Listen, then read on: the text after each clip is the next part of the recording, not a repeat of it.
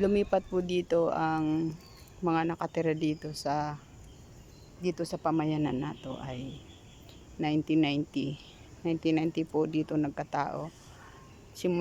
Nung lumipat po dito ay nagtanim ang mga tao. Lahat ng kapatid na tumira dito ay nagtanim. So ngayon, bali ngayon 35 years na. Ganito na po kalalaki itong mga puno na to. Puno po ng mangga lahat yan. Pag nagbunga yan, nalalaglag lang po sa lupa. Ayan. Ang lalaki na. As in, parang gubat na rin siya. Ano? Ayan. Yan, may bakod. May bakod dyan. Sa labas niyan, hindi na po. Ito na, hindi na po yun nasa labas. Tingnan nyo, ang sarap tingnan. Pag nandito ka, ang lamig. Ang lamig sa ilalim. Ayan. Ito, guaybano. Yan, guaybano. Sari-sari pong prutas ang tinanim dito ng mga kapatid, mga tao. Ayan, may langka, kung ano-ano. Ayun. Ayan.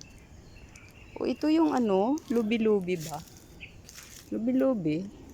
Ito po. Yan o. Tama, lubi-lubi po yata ito. Yan.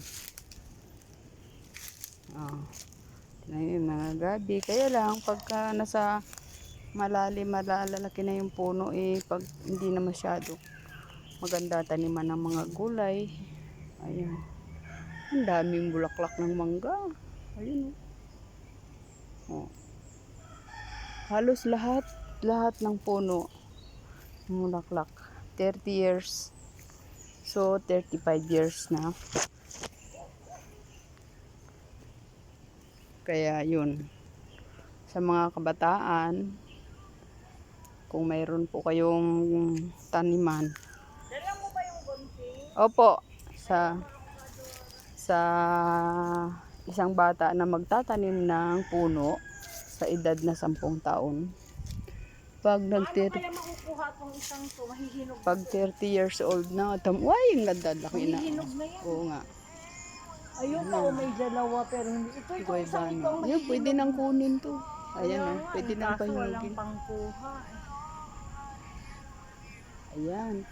Kaya kung ikaw ay 10 taon ng edad mo ay magtanim ka ng puno. Pag edad mo ng 30, ang apo mo ay marami nang mapipitas. Ang apo mo ay marami nang mapipitas pag nag-edad ka ng 30. Pakan mga Isda. salbahe yan. Hala. Yan ay langgam. Ayan. Sisirain lang ang halaman. Ayun guaybano, mayroon siyang malalaking langgam. Kung tawagin, yan bang pala yan sa Bisaya, pala siya kung tawagin. Pero wala naman siya. Ayun. Meron siyang mga maliliit na, sanga. Maganda yan, palatandaan. May sanga siyang maliliit, sana wag matanggal. Bakit? Kasi magyayabong pa siya. Ayun, in 35 years na tayo dito. See, in 35 years, ganito na yung mga puno ng mangga. Pag nagbunga yan, sawa ka na sa kaka-harvest.